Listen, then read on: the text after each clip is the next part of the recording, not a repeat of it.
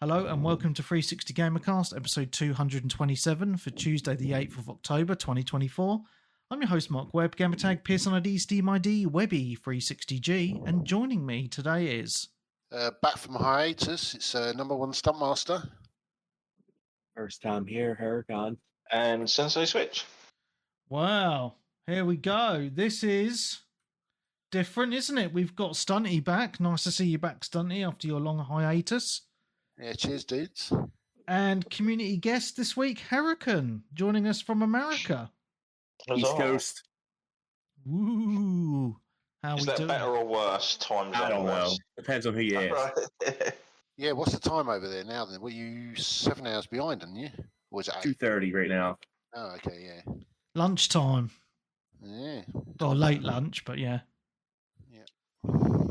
Well, You're not I at do work. promise that Stunty will try and sort his windy mic out at some point. Is it still windy? It's your Mm. nostrils, mate, I think. No, it can't be my nostrils. It's not near my nostrils. Is that better?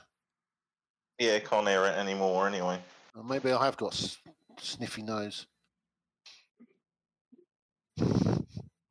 Yes, when you breathe, yeah, it is. That's why I did it. Yeah. I'll move the mic away a little bit.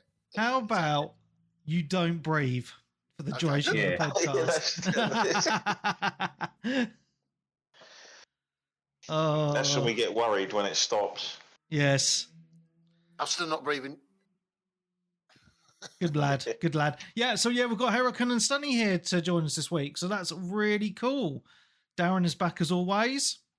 It's always nice to have some different voices on the show, get some different perspectives. So I'm all for it. It's all good. So, been a busy week this week, gaming wise for me personally. But I think since we're all here, and I know people are on some time limits, I think we should be done anyway. But I think we should just talk about a little bit of the news first. I've got a few things written down, not loads, so I don't think it will take too long. If I miss anything, let me know and just blurt it out, okay? How's that sound? Yeah. Wicked. Okay, so first bit of news this week, a little bit of news about the next Halo game. It's going to be running in Unreal Engine 5, which is lovely. And there was a little video on there on the internet about it with some people being interviewed and shit. It was a bit boring, but they didn't really show any gameplay either, but they showed what the game could look like, which looks nice. Now, the reason that they're going into Unreal 5 is obviously games look very pretty in that new engine, but also rumours circling around I've seen today as well is the reason that they're pushing it into Unreal 5 is because it will make it easy to port to the PlayStation 5. Yes, indeedly do. I'll be honest though, Halo games have never been ugly. No. Graphically. No, I was going to say the graphics in the Halo games Yeah. were never really part of the reason why they kind of fell off a bit. No, I mean the last one, which I never finished, which I'd like to finish at some point, is a beautiful looking game. It just didn't really have much of a story. No, and I say the problem with Halo since Bungie left and it went to 343 is they just haven't, like, all the games have been rushed out. You remember when they pushed out the Master Chief Collection? Absolutely love it. It's fantastic.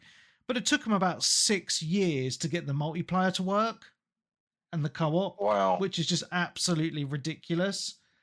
And then obviously Infinite wasn't well received by a lot of people. I thought the campaign was okay. It could have done with the open world bit though.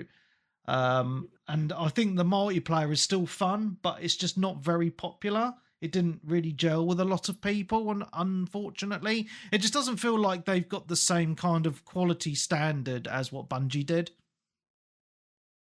Well, Bungie of old. I don't think Yes. new Bungie's that much better now, No, to be honest. no. So, yes, we shall see what the new Halo comes out like. I'm holding some hope there, but Hopefully it's good. we shall see.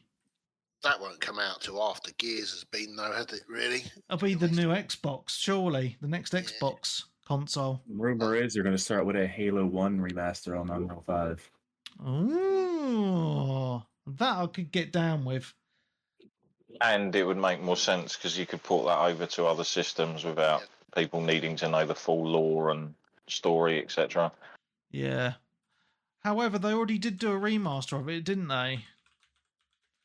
That was a long time ago. Yeah, that was a 360 game. Yeah, because they did the 10-year anniversary, wasn't it?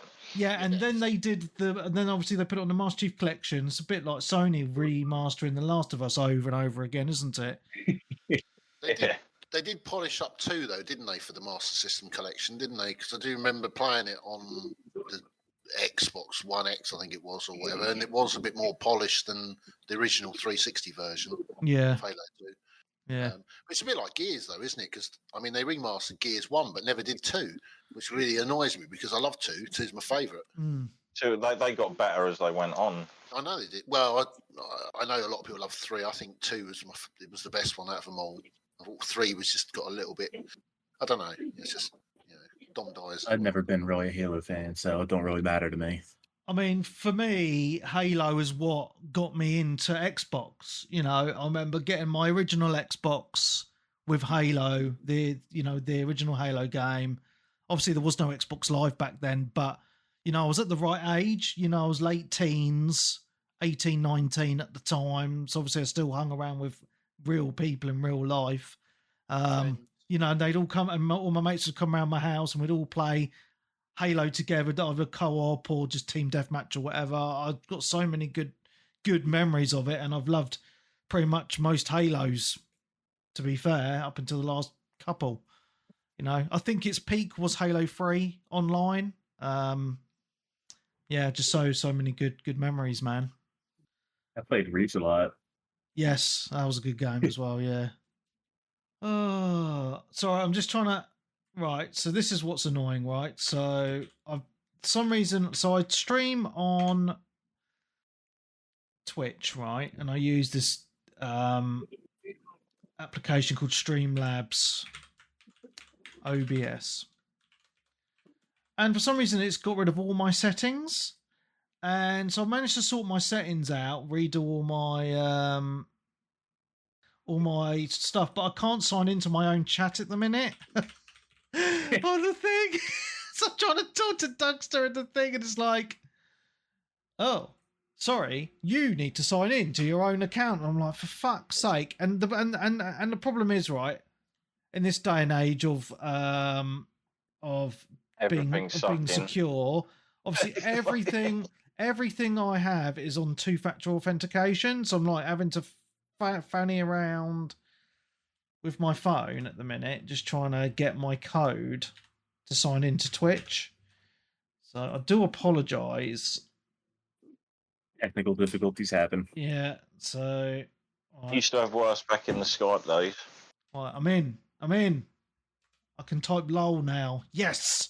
That's all I wanted to do, type LOL. Right, so...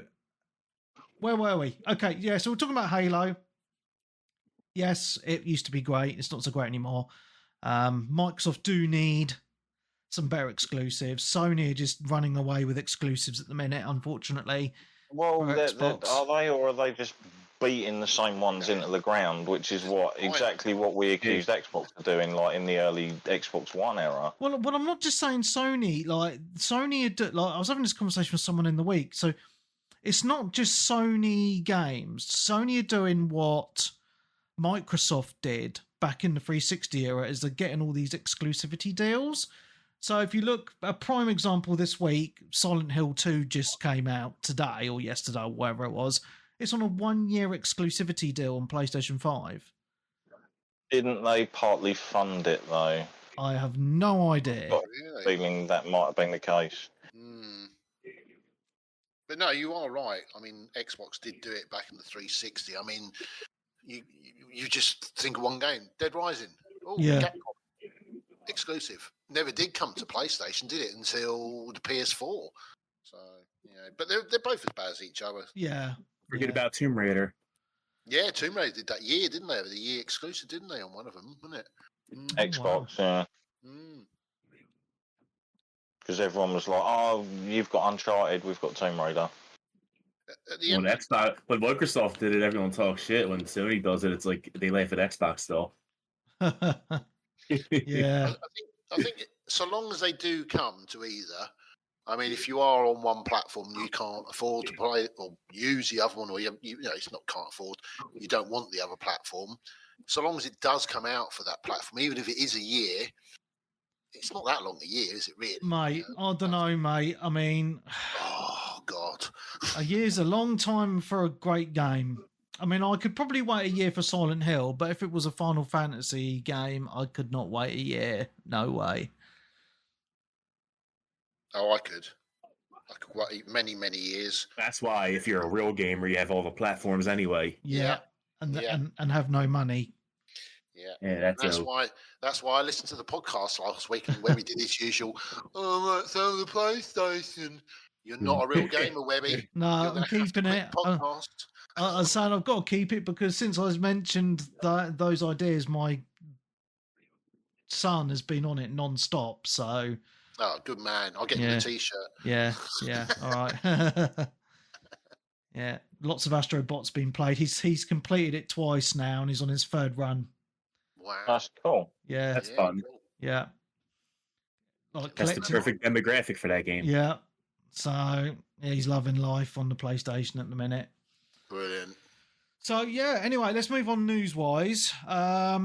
Ubisoft then, there's some interesting news this week. Obviously, their shares, I think we mentioned this last week, their shares have dipped quite low because sales of Star Wars have only been around 1 million units, which is well under expectations. That's way low. I'm sure they were saying that they wanted it to sell like 3 to 4, 5 million, and that's what I heard they'd still sort of roughly sold, but it was still under their expectations. But yeah, under 1 million or whatever isn't good. I read yesterday it was 1 million. If someone sees any different numbers, then please let me know. You say 1 million for a game? Yes. I mean, that's really low. I mean, a lot of games sort of do quite well. Even the indie stuff gets 500,000, something like that. But for a big title like Star Wars, it's just I just think that's just. I mean, I did hear that Astrobot didn't do very well either, to be honest. It did well in Europe, but not in Japan for some strange reason. But then I think Sony have kind of put off most of their Japanese market, to be real. But it's just, I mean, unless of course it's one of these games where it will just do better as it goes along, longer and longer. I mean, you think about it. I know it did really well at the beginning, but Cyberpunk, right? So that sold quite a lot at the beginning, but now it's overall, even after all the shit they had, it has made a hell of a lot of money because they kept working on it and making it better and better and better. So it's. I think the problem you've got is if a game comes out and then it just disappears, then you're never going to get it back.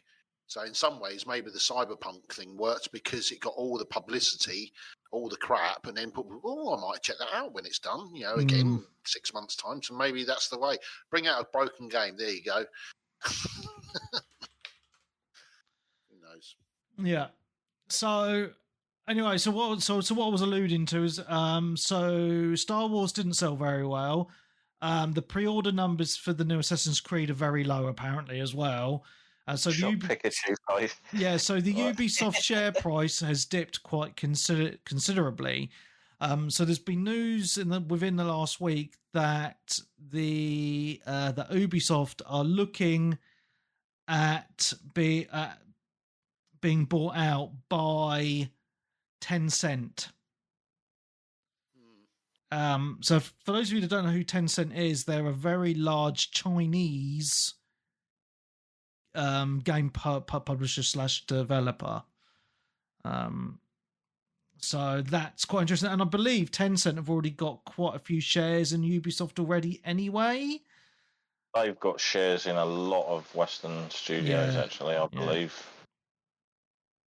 I wonder if the whole you don't own your games anymore screwed them as well. Probably did, yes. Yeah. And also, even now, I mean, Is Star Wars Outlaws actually on the disc? Yeah.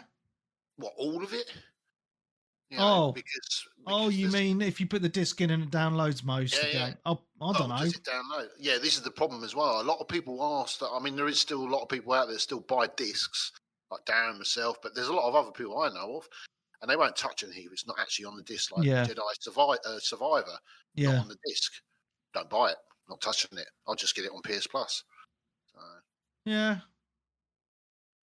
But Sony are going more into digital now. You know, they're bringing out the PS5 Pro with no fucking disc drive. You've got to buy that separate.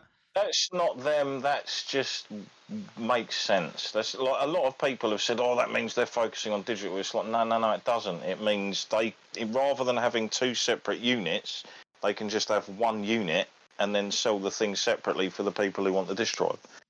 That's all it is. Yeah, I don't think because obviously Japan is like still one of its biggest markets, and Japan's still pretty sensible with physical media. Yeah, and then also Sony aren't that into complete digital like Microsoft, because Sony did a deal a little while ago with Disney to bring all the Star Wars stuff on 4K Blu-rays. So all Andor, Mandalorian have all come out on Blu-ray 4K now. And that was the deal they done with Sony. So, I don't think they're pulling completely away from it yet. There's still a market for it. I hope so. Yeah, I do as well, because if there isn't, then I won't be buying. I mean, PS stuff and the Xbox. Saying that, though, the problem with I don't know what, I think the market might be a bit better in America, Herrehkhan. You might have to inform us lowly British people here. Most stores do not sell physical video games anymore. All we've got left is CEX, which is a second-hand shop, and game shops are very few and far between now. So really, the only places that you can get video games is mainly online retailers. And my experience of the Royal Mail Postal Service recently has been so shit, I don't really want to be buying games. Unbelievably terrible. Online now. I still haven't got my copy yet. You're joking. So I'm in a similar position to Darren. So Darren ordered Sword Art Online. Well, he pre-ordered it. The game came out Friday, and he still hasn't received his copy. We're now on Monday. On first class post, this is. I posted Thursday, first class. It's still not there, like 5 days later. I don't blame the actual Royal Mail themselves. They are massively down on staff. Like, they don't have the amount of people. Like, our entire area hasn't had post since Thursday. Yeah, so I ordered a copy of Star Wars Outlaws on the 24th of September. Not for me, for my stepson for a birthday present because he wanted it. Has not arrived. And we're now on the 7th of October. And it's tracked. I will say, with the tracked Royal Mail first class, I have got a 25% success rate. Wow. Yeah. Like the other 75% of things have all gone missing, even on their tracked service. Yeah, it's ridiculous, isn't it? And, you know... It's utterly shit. And the problem is... another thing is I went on to shop2.net and I can't put a claim in until... 10 days. 10 working days. So tomorrow I can put a claim in on their website. And I'm just going to put in for a refund and go and fucking buy it from a physical shop instead. I mean, what's it like in America? Is it game shops still everywhere, or is it starting to get more digital there? Last time I was at Walmart, they had plenty of games, so I don't know. Oh, right, okay. Like, they still have like the little stack with all the digital cards, but they actually had like the big glass case filled with physical games too. Oh, nice. And is it all three consoles, or is it more of like, because a lot of places are now have got more Switch stuff, more PlayStation, and quite a small selection of Xbox, because a lot of stuff on Xbox isn't actually, well, there's a lot of stuff not been released on Xbox. Is that the same over there? Yeah, the Switch is the biggest. Yeah. And they got like, I don't know, the way they set shit up's kind of weird. Oh, it's they put all the digital cards up front to where you go to the electronics section, and they're the first things you see. So if you're okay. not like, if you don't know, you might think that's all they have and buy those. Ah. I still remember the days of was it Toys R Us? We used to get the little card or the little slip out of the little pouch, and you'd take it up to the counter. Oh yeah. I remember that. I remember Toys R Us. That shit was awesome. Well, we You have had to buy games. You had to buy games strictly based on what the cover looked like. yeah. We have Smiths though now, don't we? Because I mean, I bought Astrobot in Smiths. Oh yeah, Smith's Toys. Yeah. Yeah, I don't know if they're everywhere, Smith Toys, because there's not that many down There's there. one near me. There's one Yeah. about half an hour down the road from me, ish. They always have the consoles, and they do quite a few games in there. They're not that bad, you know. It's nice just to see games on the shelf, to be honest. Yeah, 100%. But I mean, CEX isn't bad actually these days, to be honest. I mean, you can get quite new stuff in there that people trade in, or someone's stolen it and traded it in. Yeah, back of the lorry. Yeah. I mean, the amount of times I've seen stuff in there people bring in, I think, so you've just nicked that, haven't you?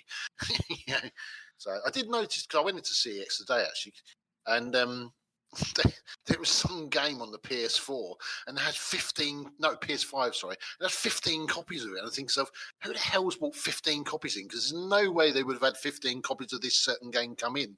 Like, You Are the YouTuber or something. So someone's either thieved them off the back of a lorry and just took them straight into CEX.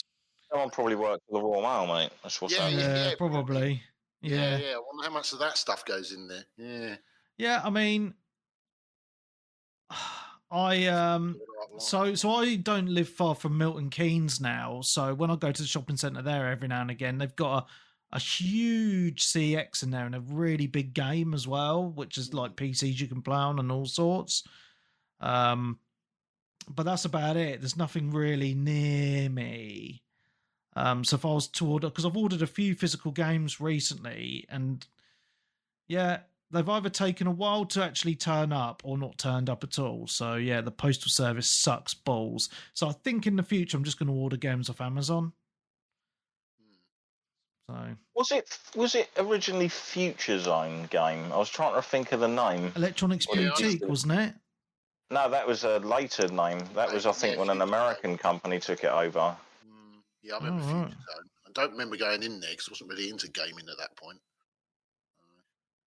But yeah, sorry. Anyway, we're like half hour in and we've talked two news stories.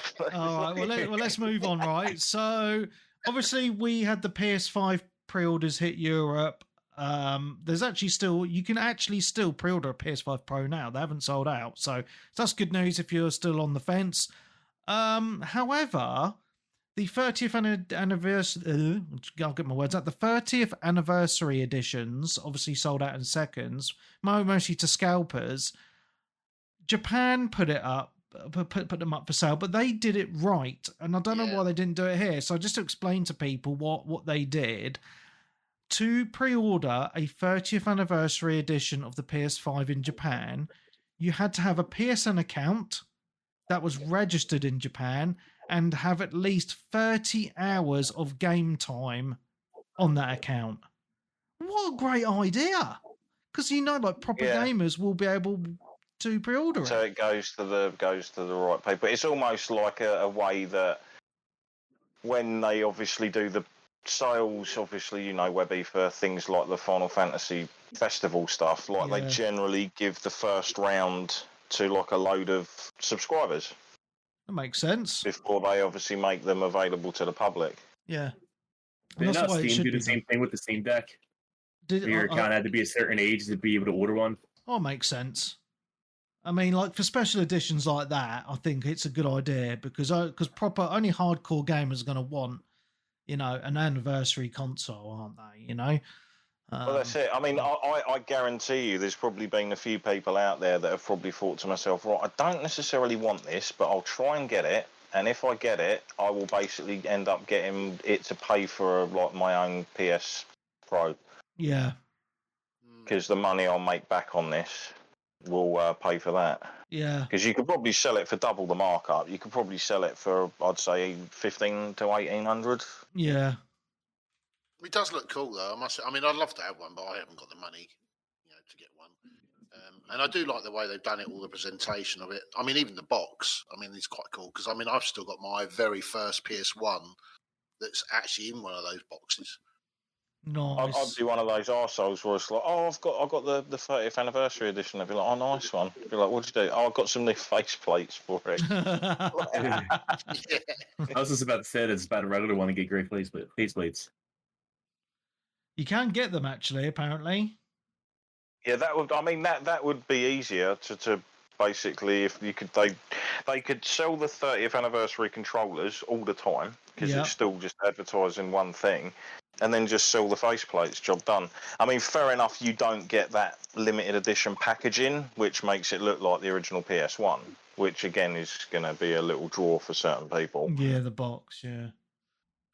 To listen to the rest of this week's awesome episode, you need to subscribe to the Patreon. So head on over to patreon.com/360gamercast. This episode is 2 hours long and we discuss many new games, including Black Myth Wukong, Sword Art Online Fractured Daydream, Silent Hill 2 Remake, Unicorn Overlord, Throne and Liberty, and much, much more. So to get access to the rest of this week's awesome episode and all of our back catalogue, you need to subscribe. So again, that website address is patreon.com/360gamercast.